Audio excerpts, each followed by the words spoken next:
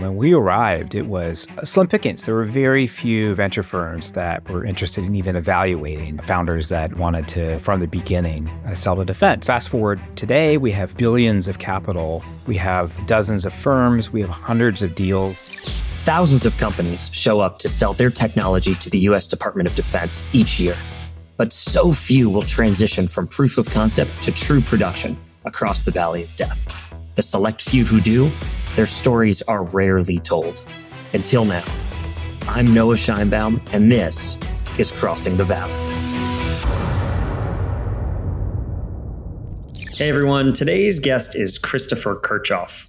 Chris has been a part of many of the major developments in defense and national security over the past decade.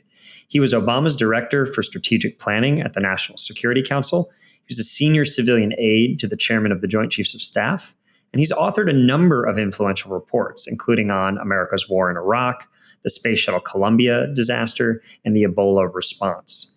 Crucially, Chris, along with Raj Shah, helped establish the Defense Innovation Unit Experimental, or DIUx. DIU was and remains today a key piece in the fight to bring modern technology into the mission of national defense. It's been at the core of many of the stories of success that we've told on this program. Today, we're going to talk about how they did it.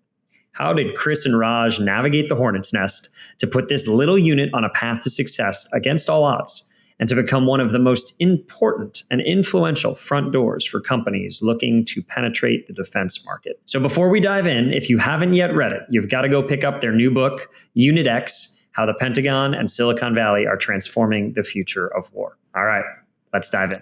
So we've got one of the two authors of DIUx, Chris Kirchhoff, with us today. Chris, thank you so much for taking the time to stop by Crossing the Valley. Thank you, Noah. Chris, I want to start with the early days of when you and Raj came into this particular fight. Can you take us back to 2016, 2017?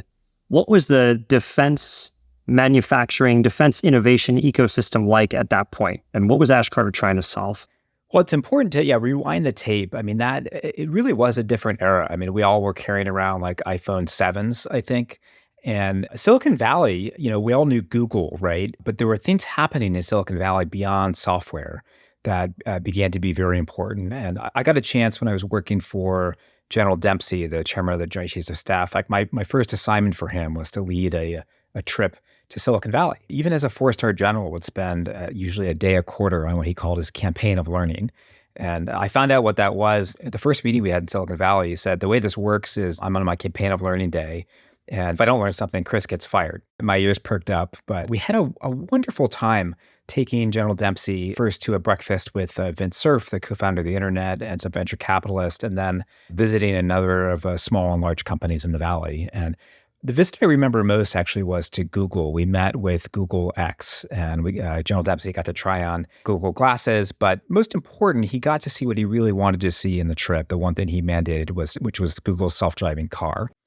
And the way that we worked this out is Google's self-driving car team was going to show General Dempsey the car. So they drove it up next to the motorcade. It was the last stop that we were going to do at Google before leaving. But under no circumstances was General Dempsey supposed to get in the car and ride around because, of course, the chairman's movements have to be pre-planned with the security and communications team.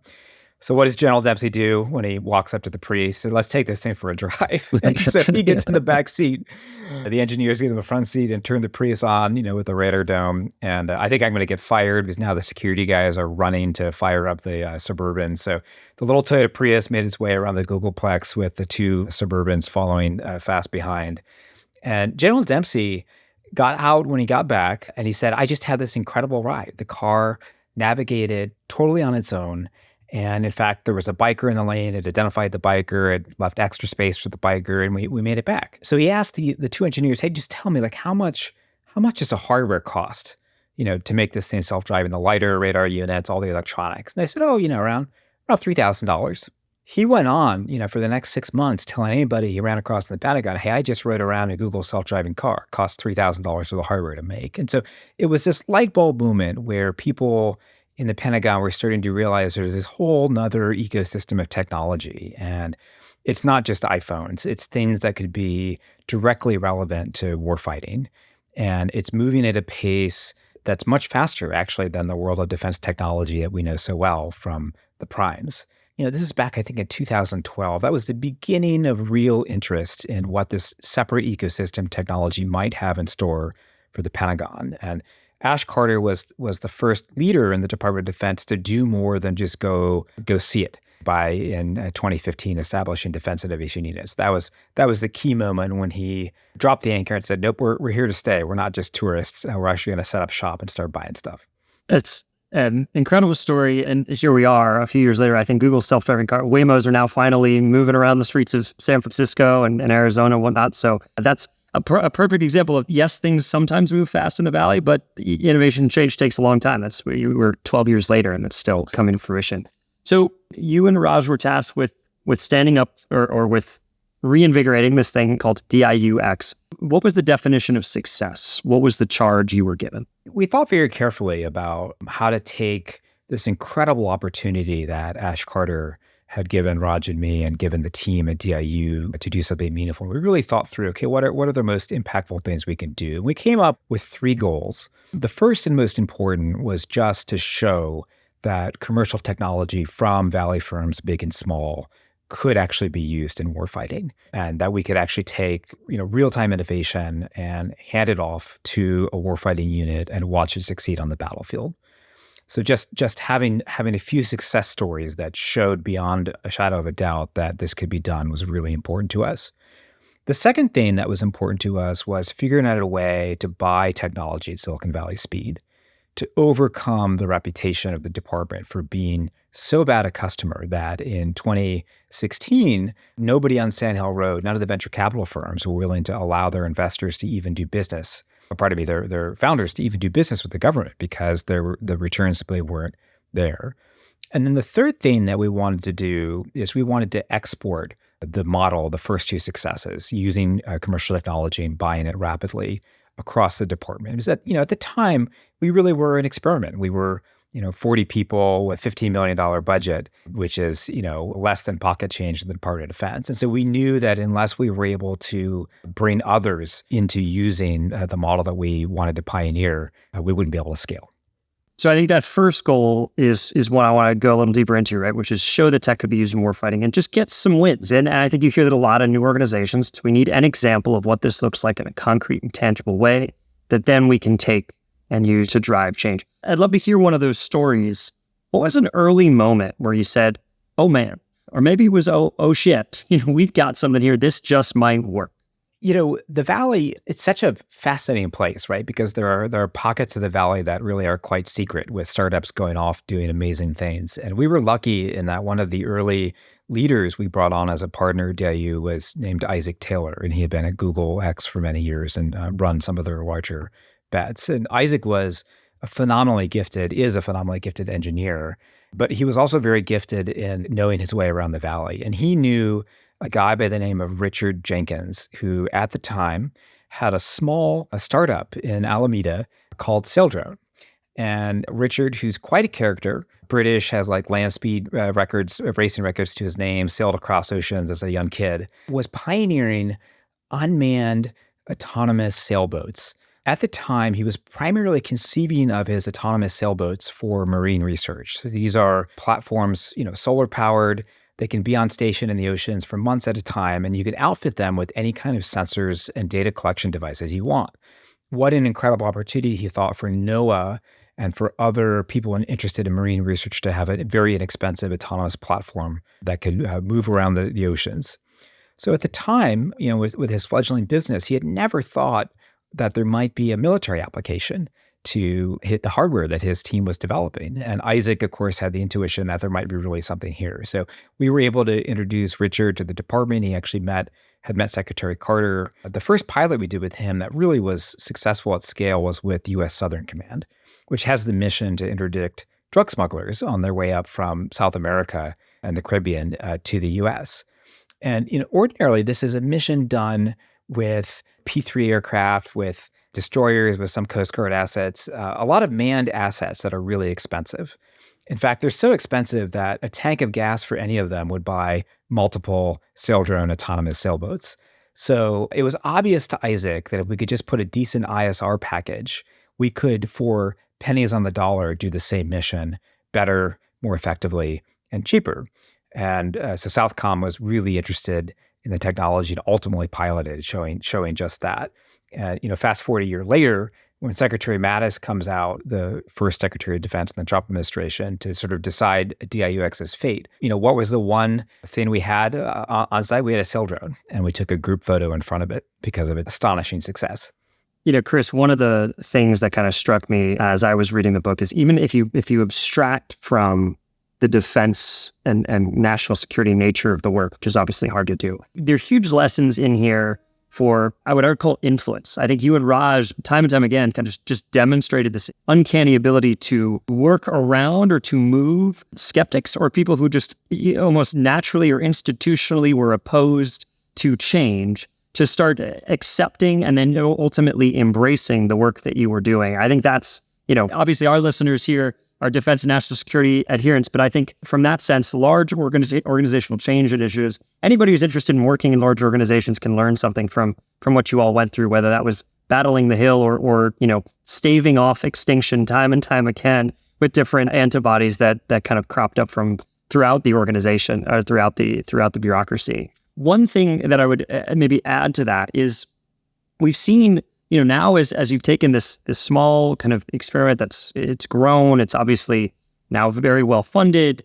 It's not the only kind of initiative from the department towards what we call, innovation, right? And I think there are a lot of these programs where it strikes me in the early days, you all had really clear goals and knew exactly what success looked like. There are other programs, people have talked about this with SBIR, with SBIR and others, that it's sometimes hard to tell if these are meant to transition technologies to the warfighter or if they're meant to be a jobs program and meant to be kind of a small business support program. What's your take on that? What's the role of the Department of Defense in fostering kind of economic growth among small businesses versus doing the mission? Yeah, well, this is one of these historical stories, right? That there is a commitment in Congress and has been for a very long time to small businesses, but oftentimes those programs that are very hard to turn off politically are not necessarily set up with a venture-backed founder model in mind. And so one of the things we found early at DIU is that Congress had legislated, because of a small business set-aside, restrictions on multi-owner startups. So in other words, that basically meant that if you took any venture funding, you were disqualified from applying to SBIRs. And, it became this sort of perverse signal, right? Where if you're a young business and you come to us and you only have SBIRs, the first question somebody at DIU would ask, well, why wouldn't a venture capital fund be willing to make at least a seed investment, if not something more in your company? What is it about you and the people you're working with that wasn't able to cross that bar? So, that's an illustration of where political leadership is needed, right? To take the support we mean as Americans to dedicate to young entrepreneurs or entrepreneurs of any kind and shape, and to turn that into something that is really meaningful, given that we have this incredible venture-backed ecosystem here. So that was one of many early challenges we arrived at, where the institutional parts of the department had grown comfortable with a system that simply did not integrate with how innovation was happening in the Valley. It's a good segue because I wanted to ask you about the relationship between the Pentagon and venture capital broadly. It's a relationship that has in some ways grown closer in the last few years. And yet I think in other ways, it's not a perfect match. You talk in the book about giving versus placing orders. I think it's one of both of your policy prescriptions for kind of what needs to happen. And the reality is, venture investors, despite wanting often to lead the future and want to shape where technology is going, they're very often fast followers. Many of them are chasing big markets. They're chasing trends as opposed to some are creating, others are chasing. I guess the question is, in a market that it's hard to grow the defense market. Ultimately, those are American tax dollars. We can spend more on defense, but it's not through kind of revenue, it's not value creation the way you would see in the private sector. What do you think is the right relationship between these venture investors who are very much patriotic and also have fiduciary responsibilities to their limited partners, and the Department of Defense, which sometimes knows what it wants, sometimes knows it has a mission and doesn't know what it wants, and sometimes, frankly, is, I think, looking to be led? Well, it's been, a complete revolution, right? Sort of night and day, the relationship since DIU was started. When we arrived, it was slim pickings. There were very few venture firms that were interested in even evaluating founders that wanted to, from the beginning, sell to defense. I mean, the wisdom on the street was, government's a bad customer. Even if you're successful at first, somebody will swoop in with better lobbyists and win. And so there really wasn't a lot of venture capital money invested in startup firms. And, fast forward today, we have, billions of capital. We have dozens of firms. We have hundreds of deals. Look at any one of the PitchBook reports chronicling just how much activity there is. It's incredible. And I think, it's so incredible that it raises that larger question that you just asked, which is, how do we think about, going forward, the defense budget and the venture ecosystem? And the reality is, as much activity there is in the venture ecosystem now, which is building up, incredible new companies, some of which have broken through, but many of whom have not yet broken through. And I don't think it's a question of actually changing the amount of the defense budget. I think it's a question of allocating that budget a little differently. And if you look at programs like Replicator, right, the sort of in many respects, what the Secretary and the Deputy Secretary of Defense say is the most important initiative currently going on in the department. They're also very honest about how modest in scale that initiative is. So Kath Hicks 2 weeks ago in her remarks before one of the industry groups, noted that Replicator is 0.6% of the DoD procurement spend. So I think the big question for the department is, are they going to take that slice of the Defense Department budget that is going to this new ecosystem and make it larger? And how much larger should they make it? I think that's a big question. What do you think? DIU just got big plus up, right? Everyone's talking about this $1 billion thing. And in the context of the $720 billion or however much we spend on defense, still not very much. How big should it be? Well, I think, there's two things to say about DIU at the moment. One is that under the leadership of Doug Beck and what he calls DIU 3.0, the focus of DIU has shifted in a few important ways. Before DIU, because it didn't have a large organic budget, by default had to work with the parts of the department that themselves are most excited about coming to Silicon Valley and partnering with DIU to access technology. And great things happened in that system where particularly the Air Force, particularly the Special Forces community, also now increasingly the Navy, leaned forward and came to DIU with great ideas and, importantly, budget resources. And so what's changed is, rather than having to, by default, work only with those who are going to bring budget, DIU now has, a real budget, right? $1 billion, sure, it's 1/230th of the procurement spend or whatever, but that's real money, right? $1 billion is real money.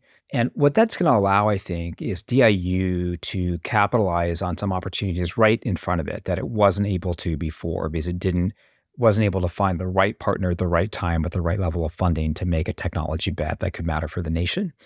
And this shift in budget coincides, with a really intense focusing under Doug Beck's leadership about what technology to focus on. And the bar that he set, which I think is the right bar together with the secretary, the bar the secretary set, is to look for technology that's really in the very near term going to make a meaningful difference in an operational plan of real consequence. And that's why DIU is reconfiguring its structure to liaise much more deeply with the combatant commands, particularly with INDOPACOM and EUCOM, and to bring technology forward that will create operational opportunities. So, there are now many other defense innovation organs of the department, and many of them can probably take over for the service's other priorities. I think it's exactly right to have DIU leading for what are going to be the top technology opportunities for OP plans and to set that as the direction. I'm struck by the comparison to how large primes use, in some cases, corporate venture. This sense that when corporate venture is successful, there's a clear demand signal from a program that something is needed or something is interesting, and then they work together. And I think the way you just laid it out, Chris, of, okay, previously it was, let's go out as DIU, almost like scouting, figuring out if there's technology that might be interesting. There's a little bit of, selling back and forth. There had to be budget coming from the service or from the organization to say, hey, go buy this thing for us. How do you structure a relationship that is symbiotic and not counterproductive, where a service or a command thinks that this outside organization is trying to jam their tech because somebody wants a job with some startup when they get out, right? How do you maintain trust as this organization scales? As we detail in Unit X, I mean, there's been a history to this that's important to keep in mind. So, DIU was kind of in many respects, a first of its kind organization. And in part, it's fostered a lot of, cousins and brother and sister organizations, particularly in the services. So we now have AFWorks. SoftWorks, of course, has been around for a while. And in fact, in the innovation steering group that Secretary Kath Hicks put together early in her tenure as deputy secretary, that working group identified 54 separate innovation units in the Department of Defense.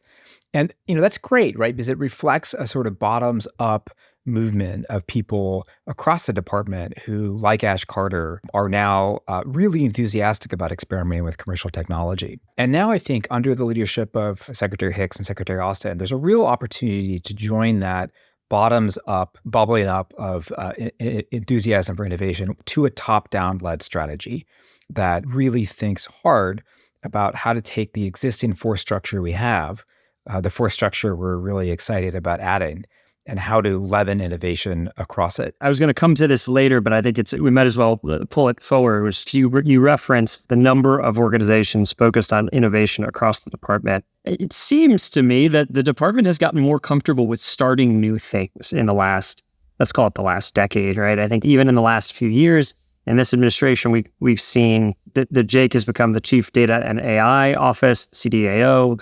We've seen Office of Strategic Capital come up to I think, build on some of the work and strengthen some of the relationships that you're alluding to.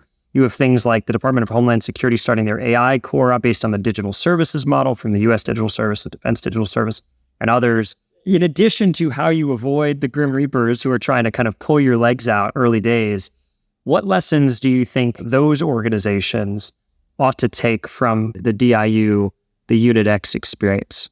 There's a wonderful book about the history of DARPA written by a Wall Street Journal reporter named Sharon Weinberger. And the title of the book is called The Imagineers of War, The Untold Story of DARPA, the Pentagon agency that changed the world.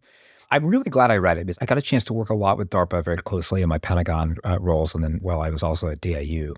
But the early history of DARPA is very telling.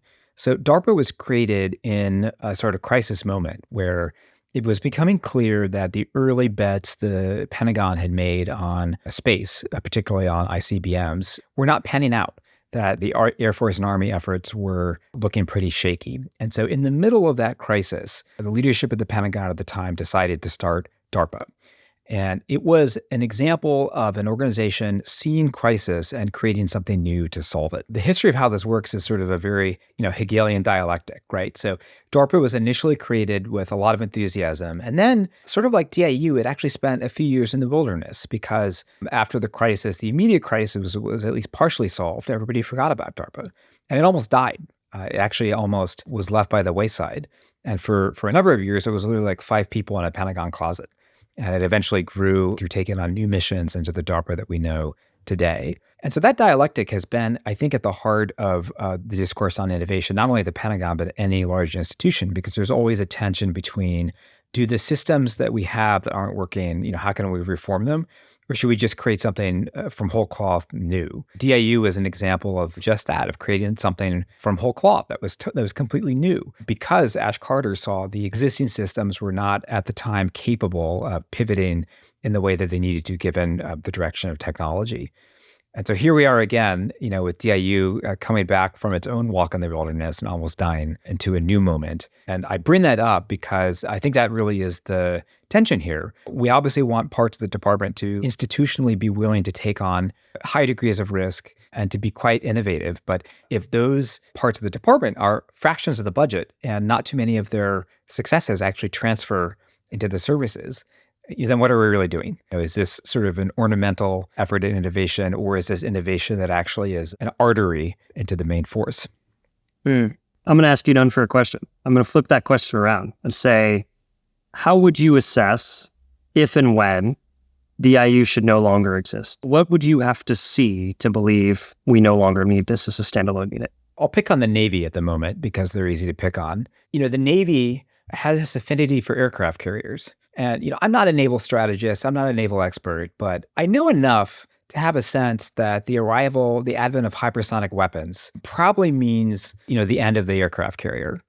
And, I should probably make a bunch of bets with people who believe otherwise and get taken out to nice dinners 20 years from now. But I have a sneaking suspicion that the Navy, instead of trying to double down on the carrier model, should be trying to move past it. And instead, you see things like the Navy aggressively working on an autonomous vehicle for an aircraft carrier that is a autonomous refueling drone, which will simply, make the carrier paradigm of warfare more efficient, within its paradigm. And so, until I start to see big movements, sort of like the Marine Corps made under Commandant Berger, until you start to see big movements that begin to align the major set pieces of our force structure with what many people see as the future war come in as fast, I think you're going to need institutions like DIU to raise absolute hell. So, with translation, it's not going anywhere anytime soon. Fair enough. We're not so good at disrupting ourselves just yet. One more on this, and then I want to pivot to the private sector and talk about companies. But speaking of disrupting ourselves, you and Raj have spent some time, you visited Ukraine. You've also talked about, a lot of people are talking about what they call the lessons of Ukraine, that there's all of this commercial technology being rapidly deployed in the conduct of war. Maybe this is my editorialization, which I try not to do too much on this show, but there's a little bit of like patting ourselves on the back of, we're on the side that gets commercial innovation, and we get that, more has to happen faster. I'm curious for your observations as to, is the U.S. thinking about and then integrating? One, what are the one or two key takeaways in your mind, in Chris's mind, from what's happening in Ukraine? And then two, is the United States positioned to act on them? Well, I think Ukraine demonstrates, beyond a shadow of a doubt, that we are now in an era of hybrid warfare where, yes, we are still using older platforms, artillery, tanks, trenches, but they're being augmented by autonomous technologies of all kinds, digital technologies as well. And the combination of those three layers of digital technology, of autonomous technology, and of the set pieces of our major force structure for land war, we're going to be in this period of hybrid warfare for a while. We better get ready for it. We better get ahead of it. And since this is a Raising Hell podcast, I'll keep raising hell and say, I don't really think we're learning the lessons of Ukraine with the speed or the momentum that I would hope for. I mean, if there is a silver lining of the tragedy of Ukraine, it's done two things. It's pushed the envelope of our existing munition supply in really uncomfortable ways. And it turns out that whoever is a part of the Pentagon that's been managing the industrial base has been completely asleep at the switch, because if a very contained, modest ground war is, draining our most advanced munitions at a frightening rate and causing really tricky trade-offs globally in our future munitions load, and we're having to restart suddenly factories that have been idle for 15 years. I would argue that there's a part of the Pentagon that is completely asleep at the switch. And thank God Ukraine has woken that part of the world up, because it turns out we should have the ability to, produce howitzer shells, as well as new technology. That's point one.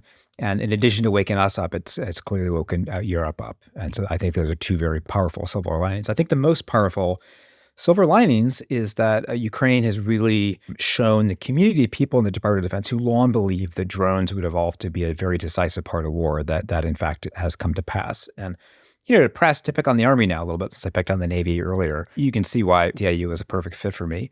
We gave the Ukrainians 31 M1A1s Abrams battle tanks, and Ukrainian forces have had to withdraw them from the front.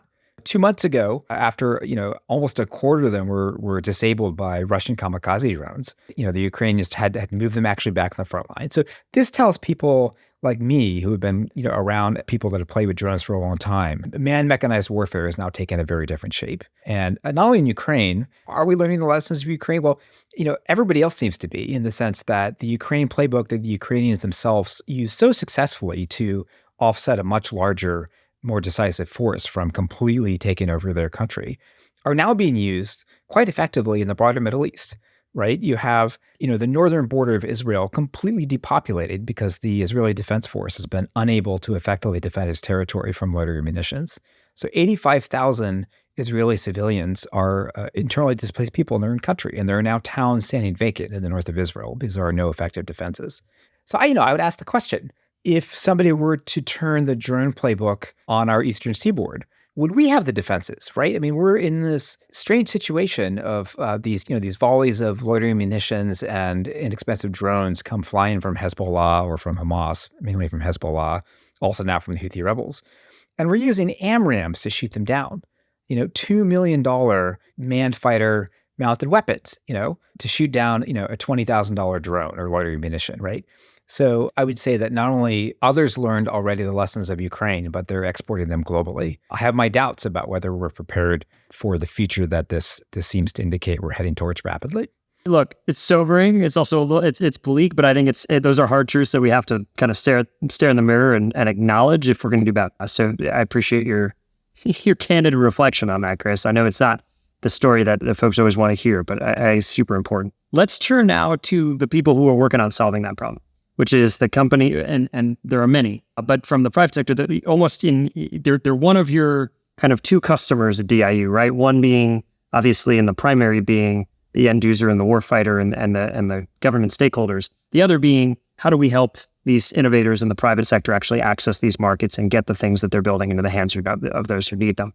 When you think about what set apart, because DIU had some incredibly competitive acquisitions. Some dozens, if not hundreds of companies applied to some of these solicitations.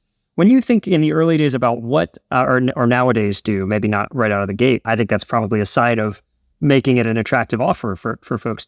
But when you think about what set the successful companies apart, or what made, especially in the early days, some of these entrepreneurs, some of these innovators able to come out on top, what were some of the traits or commonalities that you saw in those winning companies? We tell part of this story in the book, but I will never forget having a front row seat to the birth of Anduril and now watching Anduril turn to the company it is today. And, there's a moment where Trey Stevens and Paul Marulecki wander into DIU's office for a sort of talk shop session with Raj. They're committed to founding a defense company. They're committed to the belief that modern product engineering methods will allow them to pioneer not only software, but hardware that will be very meaningful. And they're also committed to the political fight they know they're going to be in to succeed, with Trey having lived the Palantir experience from start to finish. After talking to a lot of people and really being thoughtful, they set up a company that has had incredible success. And just to draw that thread of two people walking into DIU back when we only still had 40 people and no money, they had this vision that has yielded incredible technology. And so, fast forward to today under the leadership of Frank Kendall, the Air Force is kind of like under Commandant Berger and the Marines beginning to really think about evolving its force structure in surprising and exciting ways. And the main doctrinal change that Frank Kendall has ushered in is this shift towards combat collaborative aircraft. So supersonic drones that can be weaponized, that can have ISR instruments on them flying potentially in the lead with manned military fighters as well. Who won the demonstrator contract in the end? The last two standing are Anduril and General Atomics, neither of whom are traditional aerospace vendors. So here we are, a firm started in the early DIUx days, now helping drive the most significant doctrinal change in the Air Force in a generation. So that to me is a real picture of success.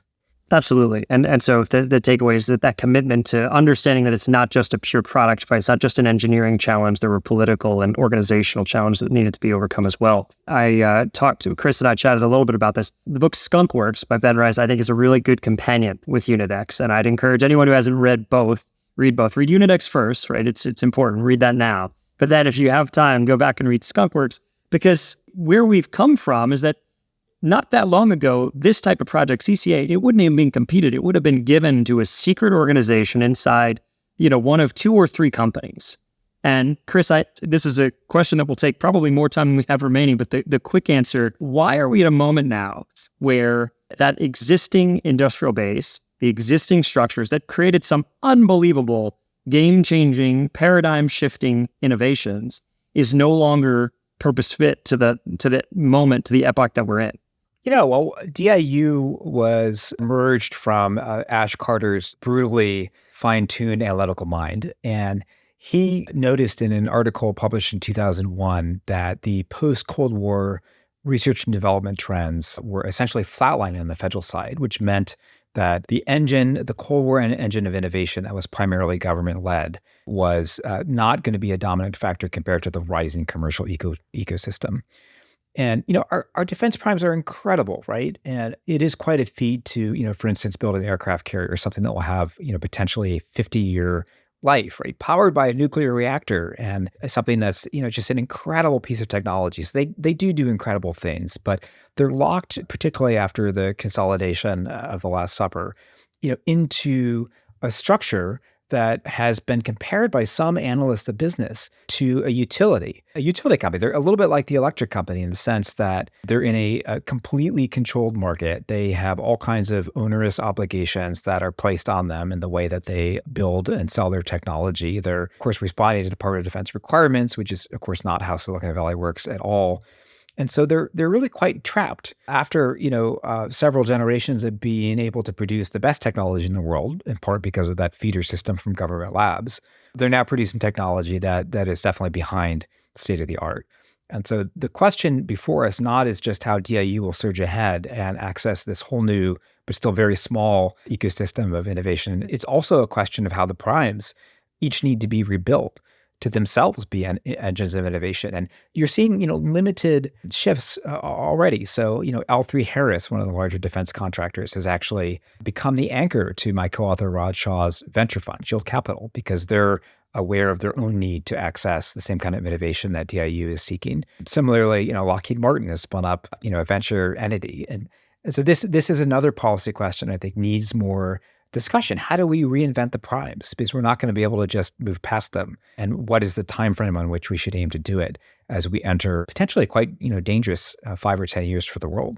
Man, that is a great question. Perhaps another time, but I appreciate that. Chris, this is awesome. Thank you for coming, for sharing your insight here, for writing the book. Before we let you go, any final words of wisdom, any final advice for anybody starting anything new, whether they're doing it in the government or whether they're doing it in the private sector? Anything you want to share with them? Well, I hope you have as much fun as Raj and I did helping get DIU off the ground. It was just incredible to work with the small community people that we found here. Really were committed to the mission. It was such a satisfying, fun endeavor. Yeah, we took a lot of hits, particularly in the beginning, but in the end, I'm really proud of the team we assembled. I'm really proud of what that team was able to accomplish. It was so fun. I'm so proud to have been a part of that team. And I'm really grateful to have had the chance now to tell some of the great stories from that era in Unit-X.